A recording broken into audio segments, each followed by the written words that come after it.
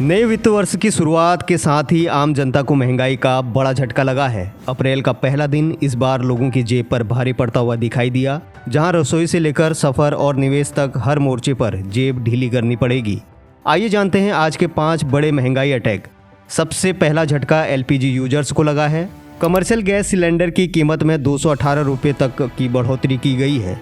दिल्ली में अब इसकी कीमत 2078 रुपये के पार पहुंच गई है। इस बढ़ोतरी का सीधा असर होटल और रेस्टोरेंट इंडस्ट्री पर पड़ेगा और इसका बोझ आम लोगों की थाली तक पहुंच सकता है।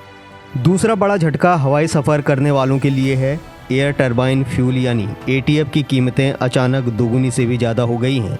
दिल्ली में इसकी कीमत 2 लाख रुपये प्रति किलोमीटर के पार पहुंच गई है। विशेषज्ञों का मानना है कि इसका असर जल्द ही हवाई टिकटों पर दिखाई देगा। तीसरा झटका बैंकिंग सेक्टर से आया है। अब एटीएम से कैश निकालना भी महंगा हो गया है। फ्री ट्रांजैक्शन लिमिट के बाद हर निकासी पर 23 रुपये तक चार्ज देना होगा। साथ ही बैलेंस कम होने पर, ट्रांजैक्शन फेल होने पर 25 रुपये तक की पेनल्टी भी लगेगी। चौथा झटका शेयर बाजार के निवेशकों को लगा है। ट्रेडिंग पर सिक्योरिटी ट्रांजैक्शन टैक्स यानी एसटीटी बढ़ा दिया गया है।